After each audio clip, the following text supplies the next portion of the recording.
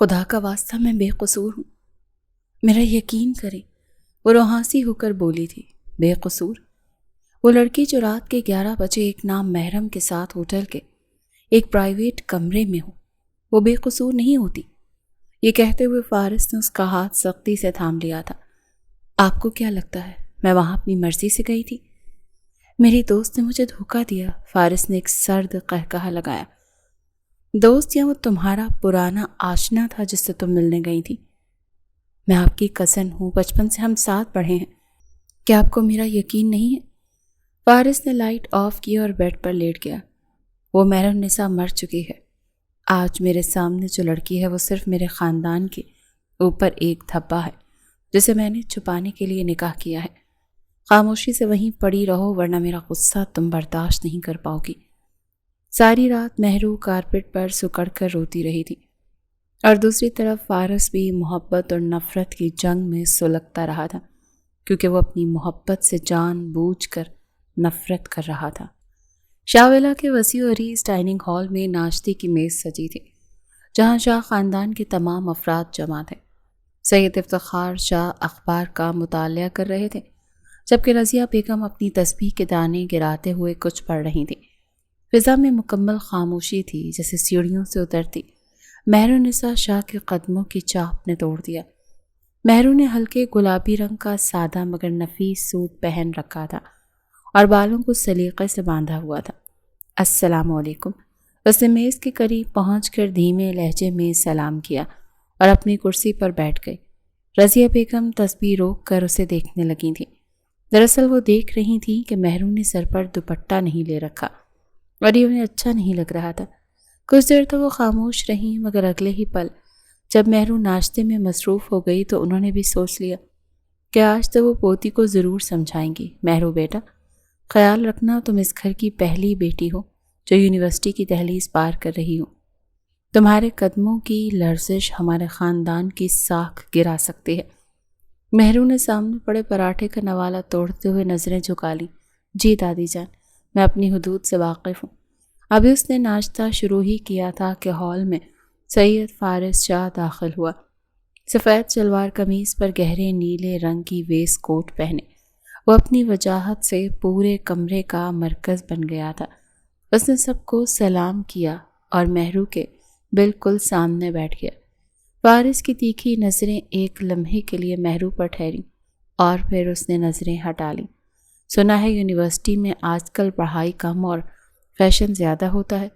بڑے ابا، آپ کو نہیں لگتا کہ مہرو کو گھر پر ہی رہنا چاہیے؟ مہرو نے نوالا حلق میں ہی روک لیا اور دل ملا کر اسے دیکھنے لگی۔ میری پڑھائی کی فکر آپ کو کرنے کی ضرورت نہیں ہے، میں اپنا اچھا برا سمجھتی ہوں۔ فارس نے ایک ہلکا سا قہقہ لگایا جو مہرو کے اعصاب پر ہتھوڑے کی طرح لگا۔ اچھا برا سمجھتی تو شاید اس یونیورسٹی کا انتخاب نہ کرتی جہاں لڑکوں کا تانتا بندھا رہتا ہے۔ سید افتخار شاہ نے اخبار ایک طرف رکھا اور سنجیدگی سے انہیں دیکھنے لگے۔ فارس بیٹا، اسے اپنی تعلیم مکمل کرنے دو، مجھے مہر النساء پر پورا بھروسہ ہے۔ مہرو نے فاتحانہ نظروں سے فارس کو دیکھا، مگر فارس کے چہرے پر موجود پراسرار مسکراہٹ اب بھی وہیں تھی۔ اسی دوران ہادی اور زینب ہال میں شور مچاتے ہوئے داخل ہوئے۔ زینب نے شرارت سے مہرو کے بیگ سے اس کی ڈائری نکال کر ہوا میں لہرا دی۔ آپ بھی، اگر آپ نے مجھے چاکلیٹ نہ دی تو میں فارس بھائی کو بتا دوں گی کہ آپ نے ان کی نئی گاڑی پر سکریچ ڈالا تھا۔ مہرو کا رنگ ایک دم اڑ گیا، کیونکہ اسے پتا تھا کہ فارس اپنی گاڑیوں کے معاملے میں کتنا حساس ہے۔ فارس نے فوراً اپنی کرسی پیچھے کی اور مہرو کی طرف جھکا۔ تو وہ تم تھی مہر النساء شاہ، اب تمہیں اس کا جرمانہ تو بھرنا پڑے گا۔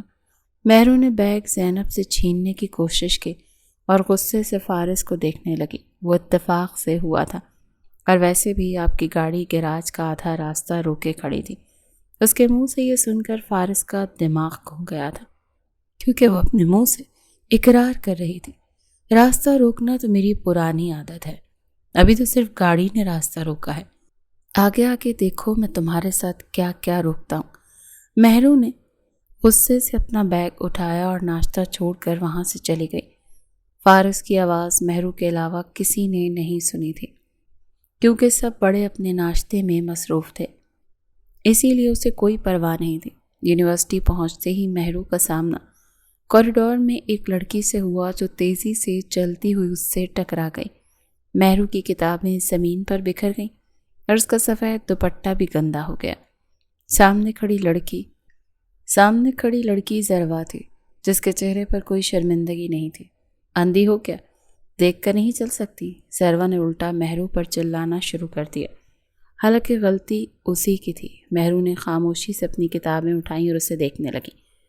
غلطی آپ کی ہے اور بدتمیزی بھی آپ ہی کر رہی ہیں، بہتر ہوگا کہ آپ اپنی زبان کو لگام دیں، زروا نے قہقہہ لگایا اور مہرو کے قریب آ کر اس کے دوپٹے کو چھونے لگی۔ لگتا ہے کسی بڑے گھر کی پالی ہوئی چڑیا ہو۔ یاد رکھنا یہ یونیورسٹی ہے اور یہاں تمہارے گھر کا حکم نہیں چلے گا، تمہیں اس ٹکر کا بدلہ دینا پڑے گا۔ مہرو نے اسے نظر انداز کیا اور اپنی کلاس کی طرف بڑھ گئی، لیکن اس کے دل میں ایک انجانا سا خوف بیٹھ گیا۔ جب وہ گھر واپس آئی تو ہادی اور زینب نے اسے گھیر لیا۔ آپ بھی؟ فارس بھائی بہت غصے میں تھے، انہوں نے آپ کی پسندیدہ ناول کی کتابیں چھپا دی ہیں، کہہ رہے ہیں کہ جب تک آپ معافی نہیں مانگیں گی وہ واپس نہیں کریں گے۔ مہرو پہلے ہی یونیورسٹی کے واقعے سے پریشان تھی۔ اس نے غصے سے پاؤں پٹکا اور فارس کے کمرے کی طرف بڑھ گئی۔ فارس اپنا لیپ ٹاپ پر مصروف تھا کہ مہرو بغیر دستک دیے اندر داخل ہوئی۔ میری کتاب واپس کریں، آپ کو کوئی حق نہیں ہے میری چیزوں کو ہاتھ لگانے کا۔ فارس نے کرسی گھمائی اور بڑے اطمینان سے اسے دیکھنے لگا۔ تمیز نام کی چیز شاولا سے رخصت ہو گئی ہے کیا؟ میرے کمرے میں آنے سے پہلے اجازت لینی چاہیے تھی۔ مہرو نے تڑپ کر اسے اکڑے ہوئے کزن کو دیکھا۔ آپ نے میری کتابیں کیوں چھپائی ہیں؟ فارس اٹھا اور اس کے قریب آ کر رک گیا۔ کیونکہ میں دیکھنا چاہتا تھا کہ تم غصے میں کیسی لگتی ہو۔ ویسے بھی تمہارے بابا نے کہا ہے کہ میں تمہارا خیال رکھوں، تو میں بس تمہارا خیال رکھ رہا ہوں۔ مہرو نے اسے دھکا دینا چاہا، مگر فارس نے پھرتی سے اس کا ہاتھ تھام لیا۔ اس کے لمس کی شدت نے مہرو کو ایک لمحے کے لیے ساکت کر دیا تھا۔ ہاتھ چھوڑے میرا، اس نے ہانپتے ہوئے کہا۔ فارس نے اس کا ہاتھ چھوڑا اور الماری سے کتابیں نکال کر میز پر پٹک دیں۔ لے جاؤ اپنی کتابیں، مگر یاد رکھنا مہرالنساء، تم جتنا مجھ سے بھاگنے کی کوشش کرو گی میں اتنا ہی تمہارے سامنے آؤں گا۔ مہرو کتاب اٹھا کر تیزی سے باہر نکل گئی تھی۔ اسے سمجھ نہیں آ رہا تھا کہ فارس اسے اتنا تنگ کیوں کرتا ہے۔ اگلے دن جب وہ یونیورسٹی پہنچی تو زروا اس کے راستے میں کھڑی تھی۔ اس بار اس کے چہرے پر غصہ نہیں بلکہ ایک دھیمی سی مسکراہٹ تھی۔ مہرو مجھے معاف کر دینا، کل میں ذرا پریشان تھی نا، اسی لیے تم پر چلا دی۔ کیا ہم دوستی کر سکتے ہیں؟ مہرو جو کہ دل کی بہت صاف تھی، اس نے ایک لمحے کے لیے سوچا اور پھر زروا کا بڑھا ہوا ہاتھ تھام لیا۔ ٹھیک ہے، مجھے کوئی اعتراض نہیں ہے۔ وہ نہیں جانتی تھی کہ یہ دوستی اس کے لیے بربادی کا پہلا قدم ثابت ہونے والی ہے۔ جب وہ شاولا واپس پہنچی تو وہ بہت زیادہ تھک چکی تھی۔ وہ کچن کی طرف بڑھی تاکہ پانی پی سکے، مگر وہیں سامنے فارس کھڑا ملازم کو کوئی ہدایات دے رہا تھا۔ مہرو نے اسے نظر انداز کر کے گلاس اٹھایا، مگر اس کے ہاتھ کپ کپا رہے تھے۔ فارس کی تیز نظروں نے اس کی بے چینی بھانپ لی تھی۔ لگتا ہے آج یونیورسٹی میں پڑھائی کے بجائے کسی نے تمہارا دماغ گھما دیا ہے، چہرہ بتا رہا ہے کہ شکست کھا کر آئی ہو۔ فارس نے طنزیہ لہجے میں کہا تو مہرو کا ضبط جواب دے گیا۔ آپ کو ہر وقت میری ہی فکر کیوں رہتی ہے؟ کبھی اپنے کام پر بھی توجہ دیا کریں۔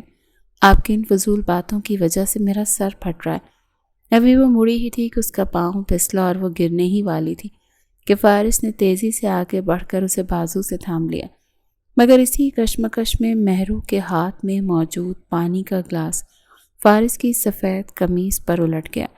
مہرو ساکت رہ گئی تھی جبکہ فارس کا چہرہ غصے سے تمتما اٹھا۔ مہرالنساء شاہ، تم ہوش میں تو ہو؟ یہ تم نے کیا کیا ہے؟ اس نے دھاڑ کر کہا تو مہرو نے ہانپتے ہوئے اپنا بازو چھڑایا۔ یہ میری غلطی نہیں ہے، آپ میرے راستے میں کیوں آئے تھے؟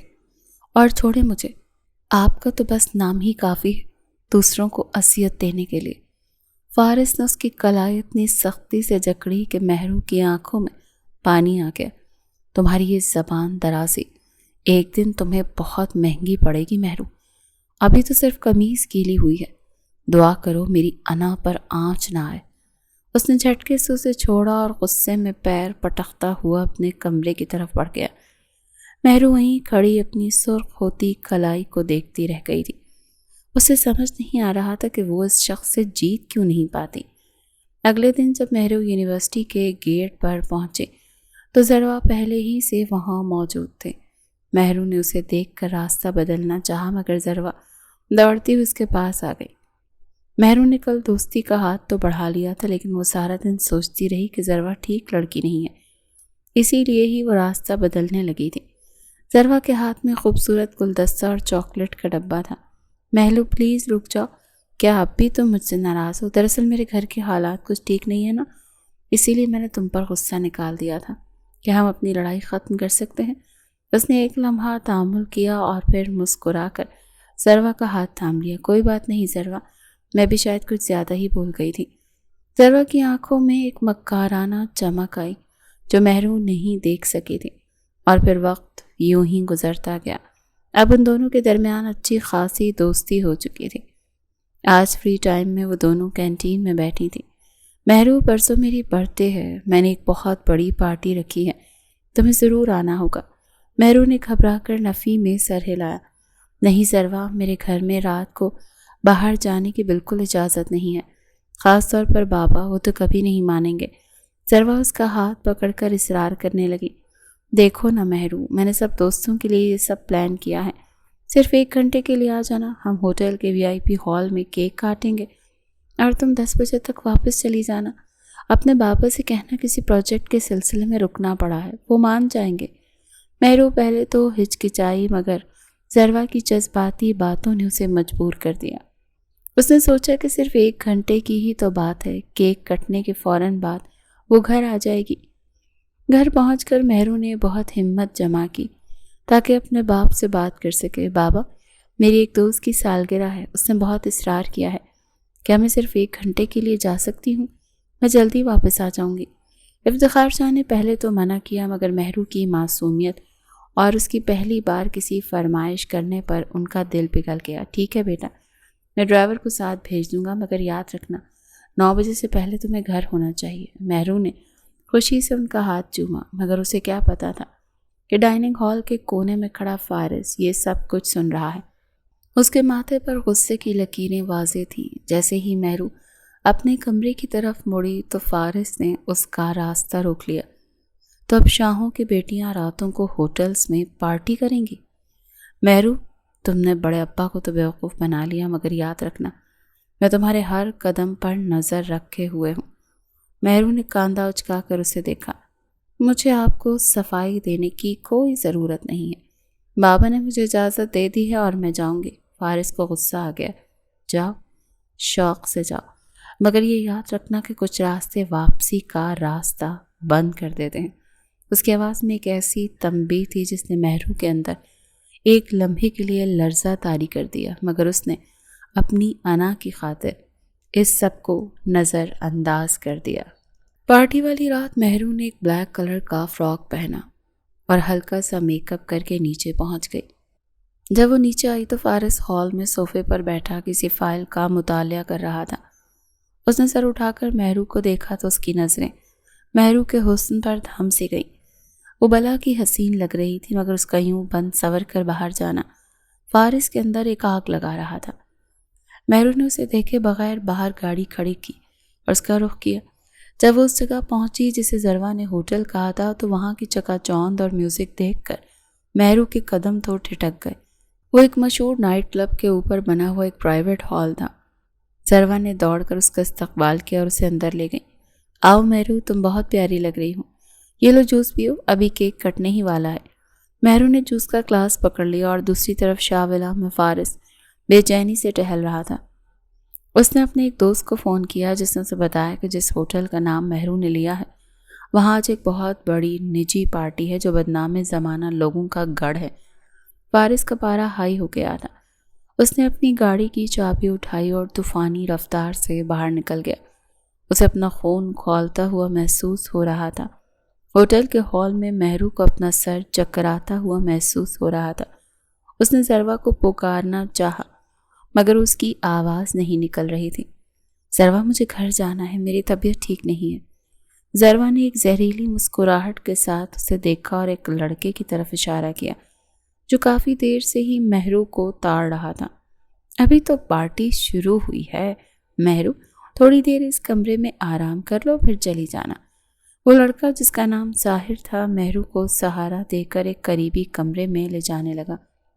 مہرو کا ہوش رفتہ رفتہ جواب دے رہا تھا۔ وہ بس اتنا سمجھ پا رہی تھی کہ اس کے ساتھ کچھ بہت غلط ہو رہا ہے۔ ظاہر نے جیسے ہی کمرے کا دروازہ بند کر کے مہرو کے قریب آنے کی کوشش کی، ایک زوردار دھماکے کے ساتھ دروازہ کھلا اور دیوار سے جا لگا۔ سامنے فارس جا کھڑا تھا، اس کی آنکھیں خون کی طرح سرخ تھیں۔ ظاہر کچھ سمجھ پاتا اس سے پہلے ہی فارس نے اسے بالوں سے پکڑ کر دیوار کے ساتھ دے مارا۔ تمہاری ہمت کیسے ہوئی اسے ہاتھ لگانے کی؟ فارس نے اس پر مکوں کی بارش کر دی تھی، یہاں تک کہ وہ لہو لہان ہو گیا۔ پھر اس نے پلٹ کر بیڈ پر نیم بے ہوش پڑی مہرو کو دیکھا جس کا لباس بے ترتیب ہو چکا تھا۔ فارس کے دل میں ایک ٹیس اٹھی، اسے اپنی محبت کی یہ حالت دیکھ کر شدید تکلیف ہوئی تھی۔ اس نے اپنی قمیض اتار کر مہرو کے گرد لپیٹی اور اسے اپنی باہوں میں بھر کر باہر کی طرف نکل گیا۔ باہر ضروا اور اس کے ساتھی تماشا دیکھ رہے تھے۔ فارس جب مہرو کو لے کر شاہ ولا پہنچا تو وہاں قیامت کا منظر تھا۔ شاہ صاحب اور رضیہ بیگم ہال میں کھڑے ان کا انتظار کر رہے تھے۔ جب انہوں نے فارس کی باہوں میں نیم بے ہوش مہرو کو دیکھا جس کے گرد فارس کی قمیض تھی تو افتخار شاہ کے پیروں تلے سے زمین نکل گئی۔ فارس، یہ کیا ہے؟ اسے کیا ہوا ہے؟ فارس نے مہرو کو صوفے پر لٹایا اور خون آلود نظروں سے سب کی طرف دیکھنے لگا۔ آپ کی بیٹی وہاں تھی بڑے ابا جہاں شرافت دم توڑ دیتی ہے۔ یہ نشے میں دھت ایک نامحرم کے ساتھ کمرے میں تھی۔ یہ سنتے ہی رضیہ بیگم نے اپنے سینے پر ہاتھ رکھ لیا اور افتخار شاہ لڑکھڑا کر دیوار کا سہارا لینے لگے۔ مہرو نے ہلکے سے اپنی آنکھیں کھولیں تو اس کے سامنے سب دھندلا نظر آ رہا تھا۔ بابا میں سے پہلے وہ کچھ کہتی افتخار شاہ نے اپنا ہاتھ ہوا میں لہرایا اور ایک زوردار تماچا مہرو کے گال پر رسید کر دیا۔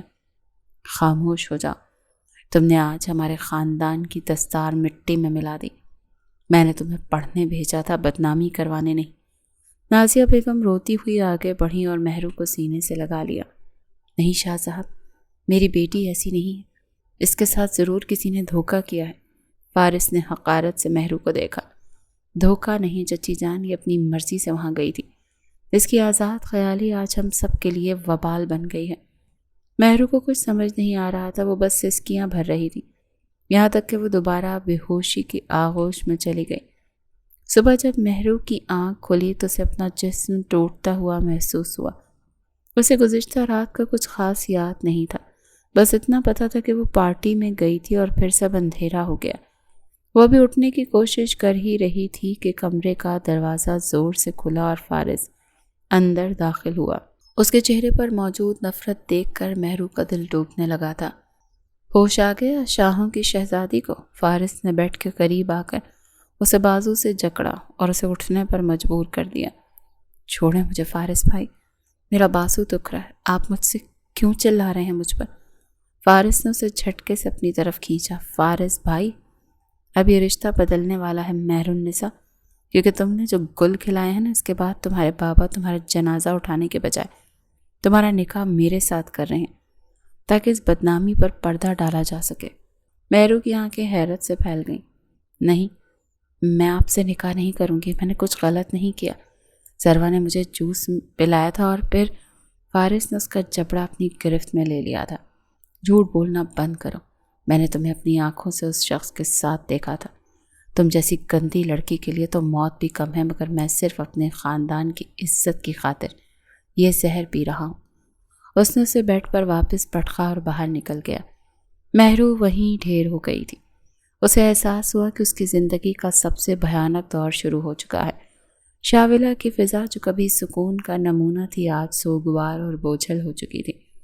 مہر النساء اپنے کمرے میں فرش پر بیٹھی تھی۔ وہی کالا جوڑا جو کل رات اس کی بربادی کا گواہ بنا تھا اب بھی اس کے بدن پر تھا۔ اس کی آنکھوں سے بہنے والے آنسو تھم چکے تھے، مگر دل میں اٹھنے والا طوفان اسے اندر ہی اندر توڑ رہا تھا۔ رضیہ بیگم اور نازیہ بیگم کمرے میں داخل ہوئیں تو مہرو نے امید بھری نظروں سے ماں کو دیکھا۔ امی، آپ تو جانتی ہیں نا کہ میں نے کچھ نہیں کیا، میں تو صرف ذروہ کی سالگرہ پر گئی تھی، مجھے نہیں پتا وہ لڑکا کون تھا اور میں وہاں کیسے پہنچی۔ نازیہ بیگم نے تڑپ کر اسے سینے سے لگانا چاہا مگر رضیہ بیگم کی کڑکدار آواز نے انہیں روک دیا۔ نازیہ، اسے دور ہٹو، اس نے ہمارے خاندان کی غیرت کا سودا کیا ہے۔ افتخار شاہ کا سر آج پورے علاقے میں جھک گیا۔ لوگ باتیں کر رہے ہیں کہ شاہوں کی بیٹی رات کے اندھیرے میں غیر مردوں کے ساتھ ہوٹلوں میں پائی گئی ہے۔ مہرو سسکنے لگی تھی۔ دادی جان، میں بے گناہ ہوں، آپ خدا کے لیے میرا یقین کریں۔ رضیہ بیگم نے حقارت سے منہ پھیر لیا۔ اب یقین یا بے گناہی کا وقت گزر چکا ہے مہرو نسا، اب صرف فیصلے کا وقت ہے۔ تمہارے بابا نے طے کیا ہے کہ تمہارا نکاح بھی اور اسی وقت فارس کے ساتھ ہوگا۔ مہرو کو لگا جیسے اس کے کانوں میں کسی نے پگھلا ہوا سیسا انڈیل دیا ہے۔ نہیں، میں یہ نکاح نہیں کروں گی، وہ مجھ سے نفرت کرتے ہیں، وہ مجھے کبھی معاف نہیں کریں گے۔ اسی لمحے دروازے پر سید افتخار شاہ نمودار ہوئے۔ ان کا چہرہ ذرا سا اور آنکھوں میں وہ شفقت نہیں تھی جو مہرو کا مان ہوا کرتی تھی۔ تمہاری پسند یا ناپسند کی اہمیت کل رات ختم ہو گئی تھی۔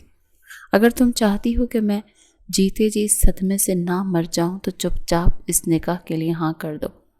مہرو نے باپ کے پیروں میں گر کر التجا کی مگر شاہ صاحب نے اپنا پاؤں پیچھے کھینچ لیا۔ تیار ہو جاؤ، مولوی صاحب نیچے انتظار کر رہے ہیں۔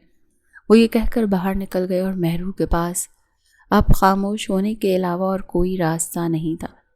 نیچے ڈرائنگ روم میں خاموشی کا راج تھا اور صرف چند ہی قریبی رشتہ دار اور مولوی صاحب موجود تھے۔ فارس شاہ کالے رنگ کے سوٹ میں ملبوس پتھر کا بت بنے ایک طرف کھڑا تھا۔ اس کے چہرے پر موجود سختی کسی کو بھی خوف زدہ کرنے کے لیے کافی تھی۔ دوسری طرف مہرو کو نازیہ بیگم اور ساجدہ بیگم سہارا دے کر نیچے لا رہی تھی۔ اس کے سر پر بھاری دوپٹہ تھا جس نے اس کے آنسوؤں کو چھپا رکھا تھا۔ نکاح کا آغاز ہوا تو مولوی صاحب کی آواز ہال میں گونجنے لگی۔ سیدہ مہر النساء شاہ بنت سید افتخار شاہ، کیا آپ کو نکاح سید فارس شاہ ولد سید حیدر شاہ کے ساتھ باعوض حق مہر 5 لاکھ روپے سکہ راج الوقت طے پایا، کیا آپ کو قبول ہے؟ مہرو کا گلا خشک ہو گیا تھا۔ اسے لگا جیسے وہ اپنی موت کے پروانے پر دستخط کر رہی ہوں۔ اس نے کپ کپاتی ہوئی آواز میں قبول ہے کہا اور 3 باری الفاظ دہرانے کے بعد آپ بھاری فارس کی تھی۔ جب مولوی صاحب نے اس سے پوچھا تو فارس نے گہری نظر مہرو کے جھکے ہوئے سر پر ڈالی اور بلند آواز میں قبول ہے کہہ دیا۔ نکاح مکمل ہوتے ہی مہر النساء باقاعدہ فارس شاہ کی جاگیر بن چکی تھی۔ کوئی مبارکباد نہیں دی گئی، کوئی مٹھائی نہیں بانٹی گئی۔ رضیہ بیگم نے صرف اتنا کہا کہ آج سے مہر النساء فارس کے کمرے میں رہے گی، اب اس کی ذمہ داری فارس کی ہے۔ رات کے سناٹے میں جب مہرو فارس کے کمرے میں داخل ہوئی تو اس کا پورا وجود کانپ رہا تھا۔ یہ کمرہ اس کے لیے اجنبی تھا، بالکل ویسے ہی جیسے اب فارس اس کے لیے اجنبی ہو چکا تھا۔ وہ بیٹھ کے کونے میں سمٹ کر بیٹھ گئی تھی۔ تھوڑی دیر بعد دروازہ کھلا اور فارس اندر داخل ہوا۔ اس نے اندر آتے ہی دروازے کو لاک کر دیا تھا۔ فارس نے اپنی جیکٹ اتاری اور میز پر پٹخ دی، پھر وہ قدم مہرو کی جانب آنے لگا۔ مہرو نے ڈر کے مارے آنکھیں میچ لیں۔ تم جیسی گھٹیا لڑکی میں اپنی زندگی میں نہیں دیکھی، تم سارے خاندان کا نام مٹی میں ملا دیا۔ وہ آتے ساتھ ہی اس پر چلانے لگا تھا۔ مہرو میں ہمت نہیں تھی کہ وہ کچھ بول پاتی، لیکن وہ خاموش بھی نہیں رہ سکتی تھی۔ خدا کا واسطہ میرا یقین کریں، میں بے قصور ہوں، آپ سب لوگ میری بات سمجھ کیوں نہیں رہے؟ وہ روحانسی ہو کر بولی تھی۔ بے قصور؟ وہ لڑکی جو رات کے 11 بجے ایک نامحرم کے ساتھ کمرے میں ہو، وہ بے قصور نہیں ہوتی۔ تم نے ہماری عزت کا جنازہ نکال دیا، سب نے تمہیں پڑھنے کی اجازت دی مگر تم اپنی گھٹیا حرکتوں سے ثابت کر دیا کہ تم شاہوں کی بیٹی کہلانے کے لائق ہی نہیں ہو۔ یہ کہتے ہوئے فارس نے اس کا ہاتھ سختی سے تھام لیا تھا۔ مہرو نے اس کا ہاتھ جھٹکنا چاہا مگر فارس کی گرفت بہت سخت تھی۔ آپ کو کیا لگتا ہے میں وہاں اپنی مرضی سے گئی تھی؟ ذروہ میری دوست تھی، اس نے مجھے دھوکہ دیا۔ فارس نے ایک سرد کہکہ لگایا۔ دوست؟ یا وہ تمہارا کوئی پرانا آشنا تھا جس سے تم ملنے گئی تھی؟ سنو مہر النساء، آج سے تم میری بیوی ضرور ہو، مگر صاف صرف دنیا کے دکھاوے کے لیے۔ اس کمرے کے اندر تم میری غلام ہو جس کا کام صرف میری انا کی تسکین کرنا ہے۔ اس نے مہرو کو جھٹکے سے بیڈ سے اتار کر کارپیٹ پر پٹخ دیا۔ آج سے تمہارا ٹھکانہ یہ زمین ہے، تم اس بیڈ پر سونے کے قابل نہیں ہو۔ میری نظروں میں تمہاری حیثیت اس زمین سے زیادہ نہیں ہے۔ مہرو زمین پر گر کر سسکیاں بھرنے لگی تھی۔ آپ اتنے سنگ دل کیسے ہو سکتے ہیں؟ میں آپ کی کزن ہوں، بچپن سے ہم ساتھ پڑھے ہیں۔ فارس نے لائٹ آف کی اور بیڈ پر لیٹ گیا۔ وہ مہرالنساء مر چکی ہے آج میرے سامنے۔ جو لڑکی ہے وہ صرف میرے خاندان پر ایک دھبا ہے جسے میں نے چھپانے کے لیے نکاح کیا ہے۔ خاموشی سے وہیں پڑی رہو ورنہ میرا غصہ تم برداشت نہیں کر پاؤ گی۔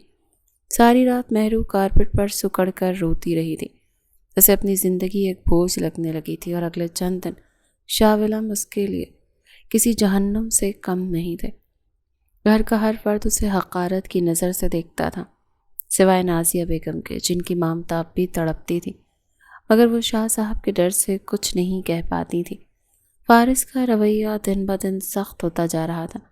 وہ آفس سے آتا تو مہرو کو تانوں سے نوازتا۔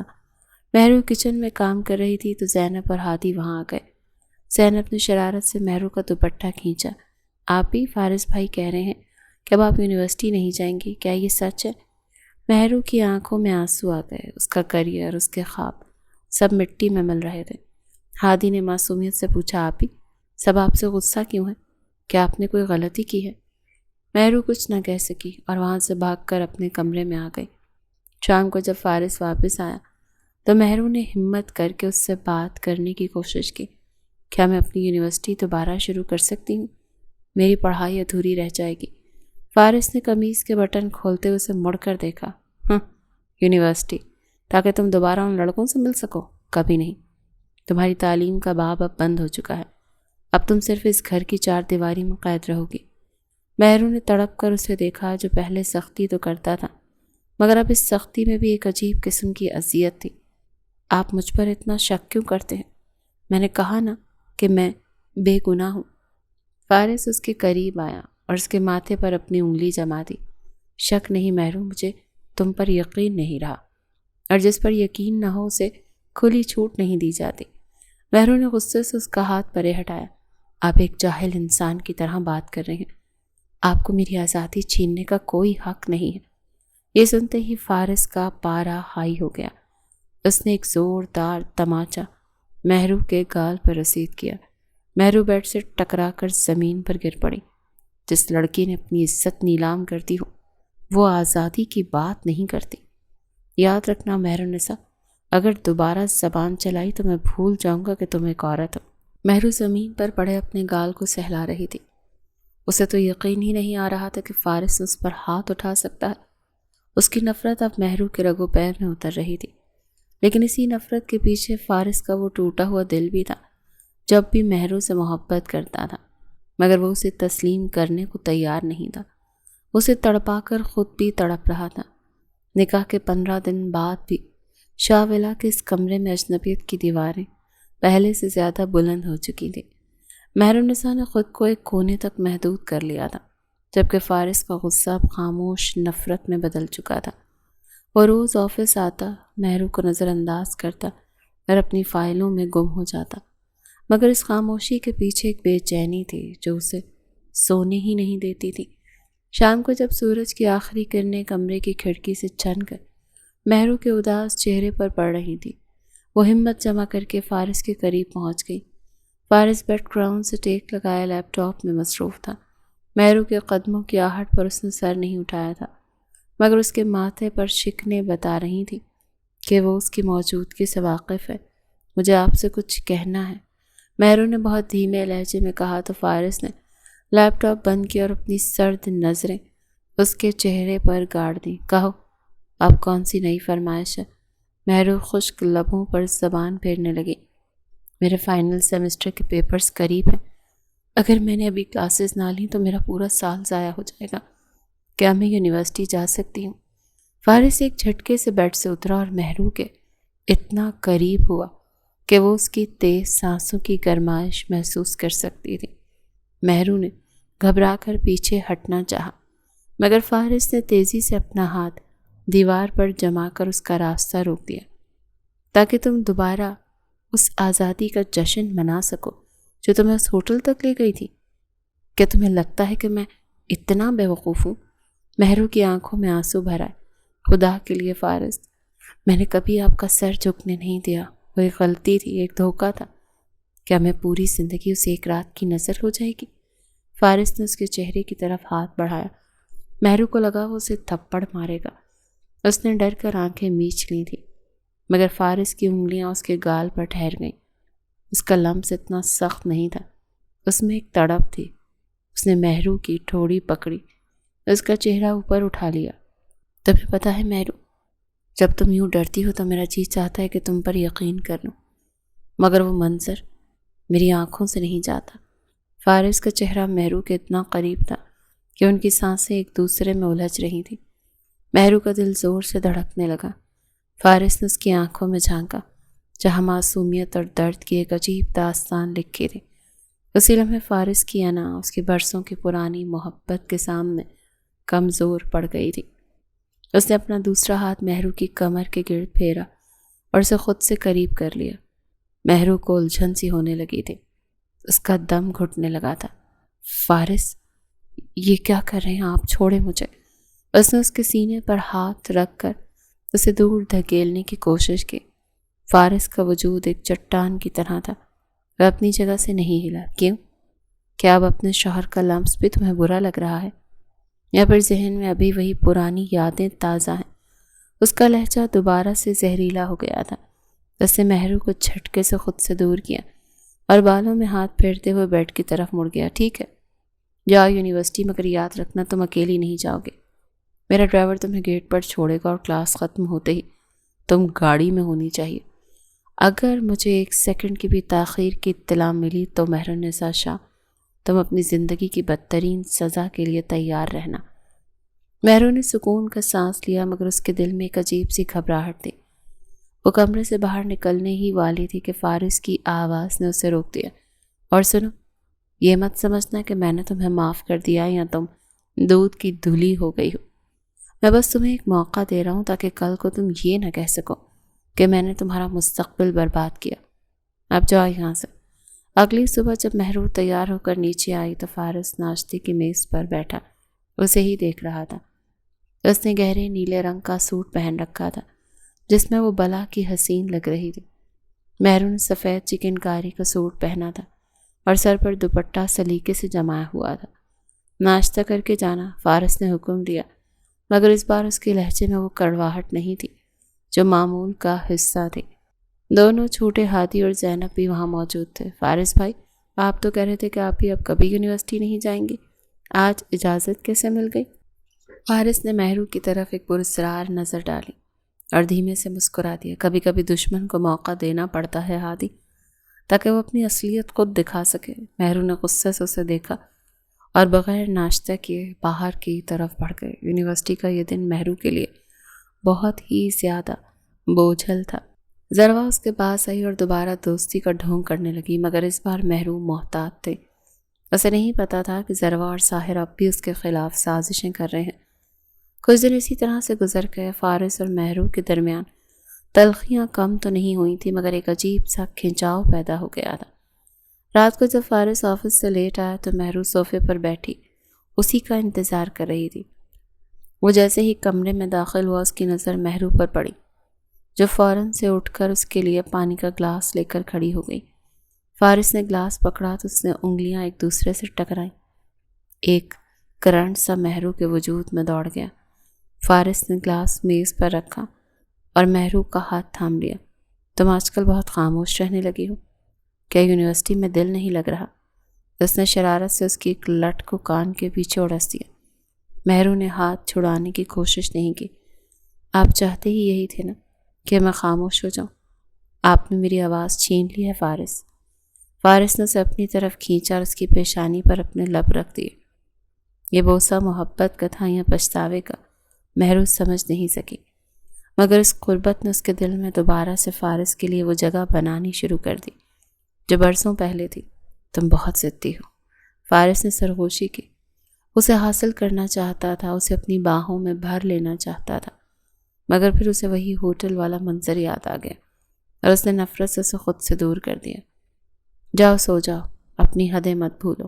مہرو تڑپ کر رہ گئی۔ اسے ایک لمحے کے لیے اپنی محبت کا یقین دلاتا تو دوسرے ہی لمحے اسے زمین پر پٹخ دیتا۔ اسے سمجھ نہیں آ رہا تھا کہ وہ فارس سے نفرت کرے یا اس کی اس دوہری شخصیت پر ترس کھائے۔ اگلے دن مہرو یونیورسٹی میں اپنے پروجیکٹ کے سلسلے میں لائبریری میں بیٹھی تھی۔ اسے معلوم نہیں تھا کہ آج کی شام اس کی زندگی کا سب سے بڑا امتحان بننے والی ہے۔ ذروہ نے اپنی پہلی ہی چال چل دی تھی۔ اس نے ساحر کو پیغام بھیجا تھا کہ وہ یونیورسٹی کے عقبی گیٹ پر مہرو کو گھیر لے، جہاں CCTV کیمرے نہیں تھے۔ فارس آج آفس سے جلدی فارغ ہو گیا تھا۔ اس نے سوچا تھا کہ آج وہ مہرو کو خود ہی پک کر لے گا۔ جب وہ اپنی گاڑی میں بیٹھا تو اچانک اس کے موبائل پر ایک انجان نمبر سے تصویر آئی۔ تصویر میں مہرو ظاہر کے بہت قریب کھڑی نظر آ رہی تھی۔ وہ اب بھی اس سے مل رہی ہے۔ وہ طوفانی رفتار سے یونیورسٹی کی طرف روانہ ہو گیا تھا۔ یونیورسٹی کے پچھلے گیٹ پر ساحر نے مہرو کا راستہ روک لیا تھا۔ مہرو، خدا کے لیے میری بات تو سنو، فارس شاہ تمہیں مار ڈالے گا، میرے ساتھ چلو، میں تمہیں بچا لوں گا۔ ساحر اس کا ہاتھ پکڑنے کی کوشش کر رہا تھا۔ مہرو غصے اور خوف سے کانپ رہی تھی۔ ہاتھ چھوڑو میرا، تمہاری ہمت کیسے ہوئی یہاں آنے کی؟ میرا شوہر مجھے تم جیسے لوگوں سے بچانے کے لیے کافی ہے۔ عین اسی وقت فارس کی ویگو کسی گرجتے بادل کی طرح وہاں کر رکی۔ اس نے دیکھا ساحر مہرو کا ہاتھ تھامنے کی کوشش کر رہا ہے اور مہرو وہیں کھڑی۔ فارس کی آنکھوں میں خون اترا۔ وہ گاڑی سے نکلا، ایک جھٹکے سے مہرو کو اپنی طرف کھینچا۔ اس کی گرفت اتنی سخت تھی کہ مہرو کی چیخ نکل گئی۔ فارس، میری بات سنیے، یہاں زبردستی۔ خاموش۔ فارس کی دھاڑ نے فضا میں سناٹا پیدا کر دیا۔ اس نے ساحر کو ایک زوردار ٹھڈا مارا اور مہرو کو گھسیٹتا ہوا گاڑی میں پھینک دیا۔ شاہ بلا پہنچنے تک فارس نے ایک لفظ نہیں بولا تھا، مگر اس کی سانسوں کی آواز کسی بھوکے شیر جیسی تھی۔ گاڑی رکتے ہی اس نے مہرو کو بازو سے پکڑا اور کمرے میں لے آیا۔ تمہیں ایک دفعہ منع کیا تھا نا، تمہاری اس موئی عقل میں بات کیوں نہیں آتی؟ کیا کرنے گئی تھی وہاں؟ میری اجازت کے بغیر تم اس شخص سے ملی بھی کیسے؟ فارس کی آواز نے دیواروں کو لرزا دیا۔ مہرو جو اب ٹوٹ کر بکھر چکی تھی، فرش سے اٹھی اور اس کے ماتھے پر چوٹ لگی تھی، بال بکھرے ہوئے تھے۔ مہروز کی آنکھوں میں آج ایک عجیب سی آگ تھی۔ تم ہوتی کون ہو مجھے اجازت دینے والے؟ تم ایک مکار جھوٹے انسان۔ اس نے اپنی زندگی میں پہلی بار فارس کے سامنے اتنی بلند آواز میں بات کی تھی۔ فارس نے اس کا جبڑا اپنی گرفت میں لیا اور اسے دیوار کے ساتھ جکڑ دیا۔ اگر تم میرے سامنے یہ سننا چاہتی ہو کہ میں تمہارا کون ہوں تو سنو، میں تمہارا قانونی اور شرعی شوہر ہوں۔ فارس کا دماغ غصے سے پھٹ رہا تھا۔ تم ساری دنیا کو بیوقوف بنا سکتے ہو، میں تمہاری بیوی ہوں، مجھے نہیں۔ میں تمہاری زر خرید غلام نہیں ہوں، مجھے پوری آزادی کے ساتھ جینے کا حق ہے۔ مہرو نے تڑپ کر اپنا حق مانگا تو فارس نے قہقہ لگایا۔ ہاں، سچ کہا، تم ایک آزاد خیال لڑکی ہو، گھٹیا سوچ کی قید میں آزاد خیال لڑکی ہو تم، اور وہ لڑکی ہو جو نہ صرف اپنے ماں باپ کے لیے باعث شرم ہے بلکہ اپنے شوہر کے لیے بھی شرمندگی کا باعث ہے۔ یہ کہتے ہوئے فارس نے اسے دونوں کاندھوں سے جکڑ لیا اور اس نے مہرو کو بیڈ پر پھینکا اور خود اس کے سامنے کھڑا ہو کر غصے سے ہانپنے لگا۔ آج تم نے ثابت کر دیا مہرالنساء کہ شاہوں کا خون اب اتنا گندا ہو چکا ہے کہ تمہیں اپنی عزت کی بھی پرواہ نہیں۔ اس نے طنز کیا تو مہرو نے بیڈ کی چادر کو مٹھیوں میں بھینچ لیا۔ عزت تو آپ نے نیلام کی ہے فارس جان۔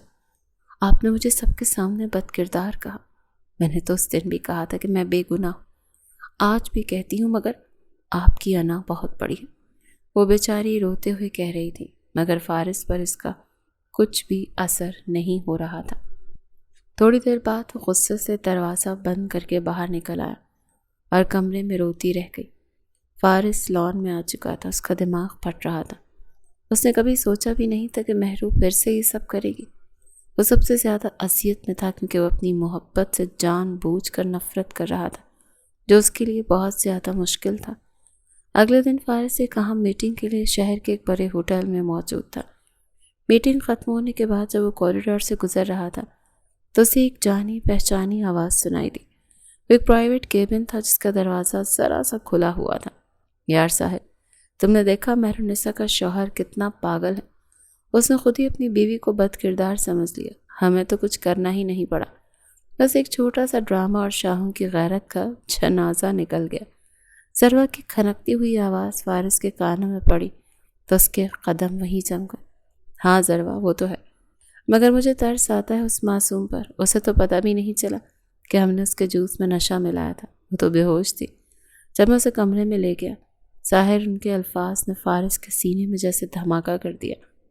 فارس کا رنگ سفید پڑ گیا، اسے لگا اس کا سانس رک جائے گا۔ وہ سچ جو وہ مہرو کے منہ سے نہیں سننا چاہتا تھا، آج اسے دنیا کے بدترین لوگوں کے منہ سے سن رہا تھا۔ اسے اپنی وہ تمام زیادتیاں یاد آنے لگیں جو اس نے مہرالنساء کے ساتھ کی تھی۔ اس کے کانوں میں سائیں سائیں ہونے لگی تھی۔ وہ مہرالنساء جسے وہ پچھلے کئی ہفتوں سے تانوں کے نشتر چبھو رہا تھا، وہ تو بے گناہ تھی۔ اس نے اپنی مٹھیاں اتنی سختی سے بھینچی کہ ناخن ہتھیلیوں میں گڑ گئے۔ اس کا جی چاہا کہ اپنے اندر داخل ہو کر ان دونوں کا گلا گھونٹ دے، مگر اس کی انا اور اس کا ٹوٹا ہوا مان اسے روک رہے تھے۔ وہ الٹے قدموں وہاں سے نکلا۔ اسے تو اپنے ہی وجود سے گھن آنے لگی تھی۔ وہ فوراً سے گھر پہنچ گیا تھا، مگر اسے مہرو کہیں پر بھی دکھائی نہیں دے رہی تھی۔ پھر اس نے کچن میں جھانک کر دیکھا تو وہ اداسی کے ساتھ سلیب پر بیٹھی کچھ سوچ رہی تھی۔ فوراً سے پہلے کمرے میں آؤ، مجھے تم سے ایک بہت ضروری بات کرنی ہے۔ وہ یہ کہتے ہی مڑ گیا اور مہرو بیچاری کو اندھیروں میں دھکیل گیا۔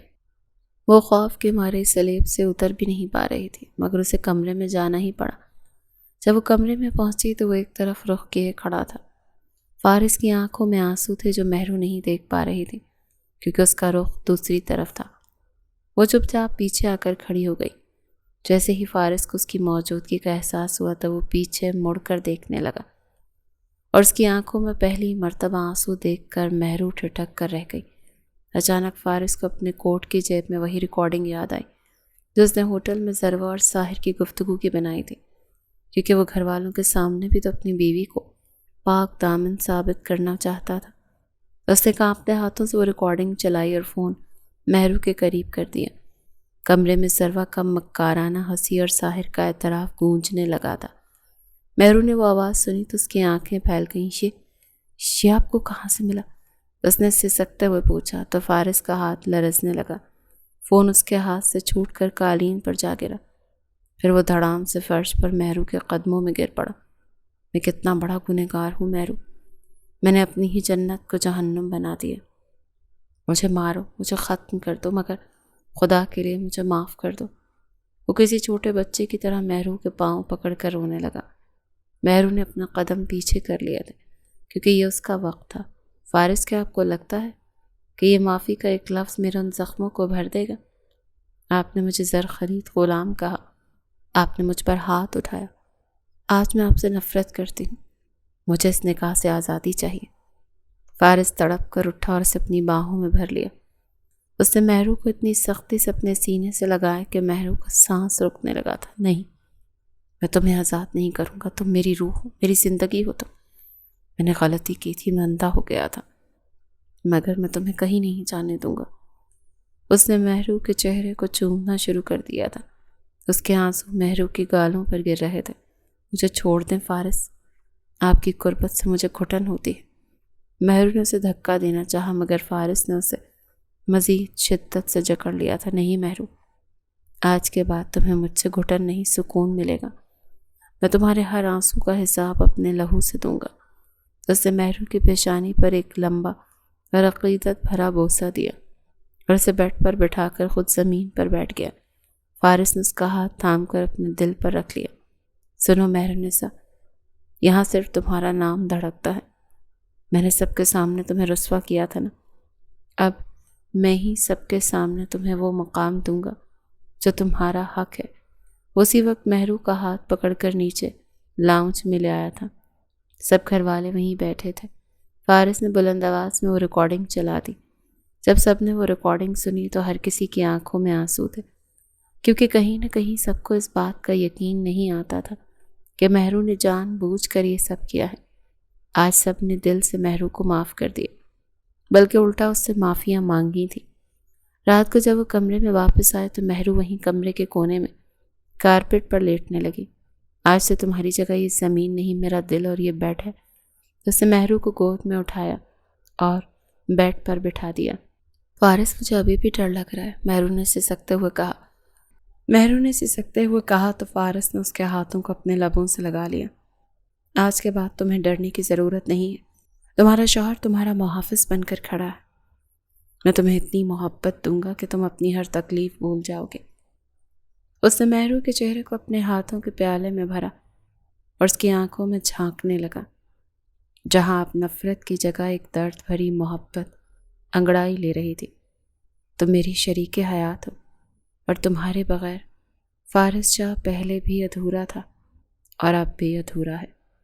اس نے مہرو کو اپنی آغوش میں بھر لیا تھا اور وہ رات ان کی زندگی کی پہلی خوشگوار رات بن گئی تھی۔